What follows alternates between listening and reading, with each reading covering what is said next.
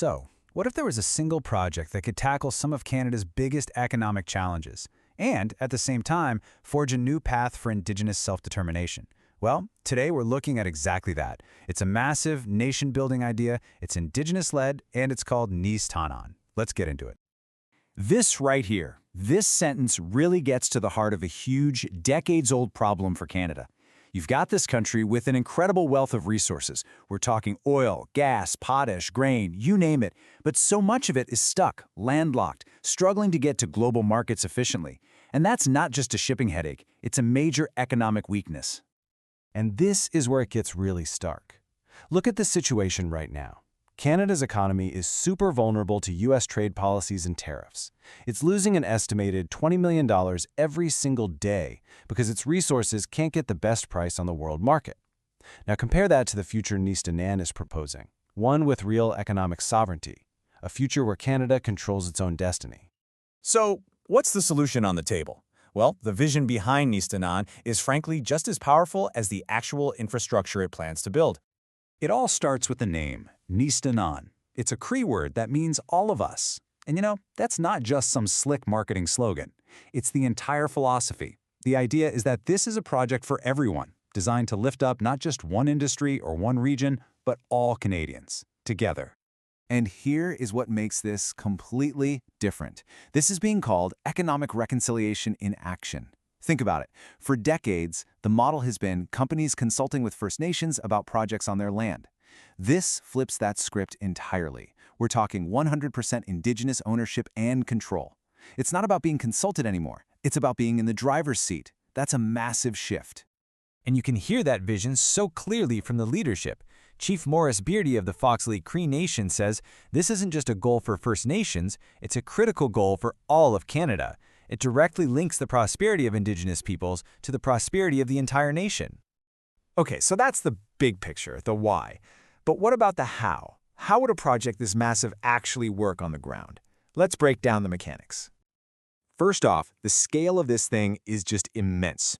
We're talking about a 4,400-kilometer corridor. That's a dedicated right-of-way that cuts clear across 3 provinces, connecting the heart of Canada's resources directly to a new seaport on Hudson Bay. It completely bypasses those tough, expensive mountain routes out to the west coast. So what does that actually mean? Well, for farmers and miners on the prairies, getting their goods like grain or potash to a port is suddenly 630 kilometers shorter. That is a huge saving in time, fuel, and money. And the savings don't stop there.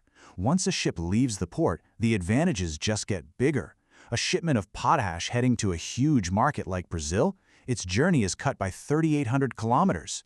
That makes Canadian products way more competitive on the world stage. When you add it all up, you're looking at an average reduction of over 30% in the distance Canada's resources have to travel to get to market. I mean, that is an absolute game changer for the country's entire export economy. And remember, this isn't just a railway or just a pipeline. The term multimodal means it's a corridor for, well, pretty much everything.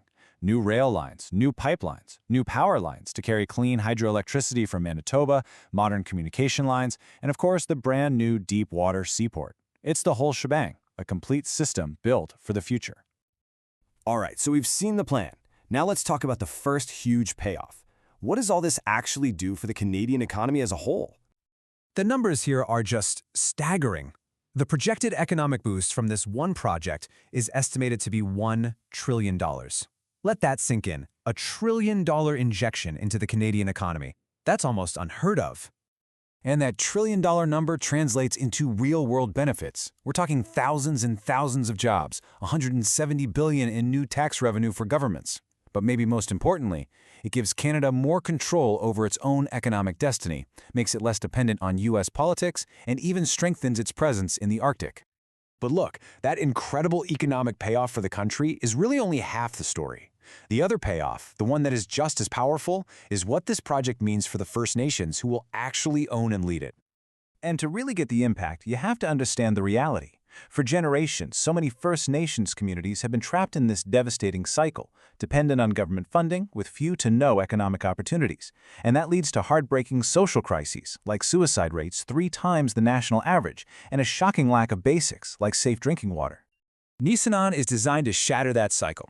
The project is projected to generate $80 billion in benefits every year for First Nations. And this isn't just about money. It's about providing communities with the resources to solve their own problems on their own terms. And here's the roadmap to get there. It all starts with ownership. Once you have control, you can set your own environmental standards. You can make sure jobs and training go to your own people. The revenue that comes in can be pumped directly into things like better housing, healthcare, and schools. It's a clear blueprint for regaining the prosperity that was lost generations ago. And what's so powerful is that this isn't seen as inventing something new. It's about reclaiming a history. The project's philosophy is rooted in the fact that trade and commerce have been in the DNA of Indigenous peoples for centuries. This is about reconnecting with that legacy and bringing that prosperity into the 21st century. So it really leaves us with this one big question. Could a project like this, one that pairs economic independence for the country with true economic self-determination for its First Peoples, be the new blueprint for how Canada builds its future? It's a pretty powerful vision of shared prosperity, and one that could truly transform the nation.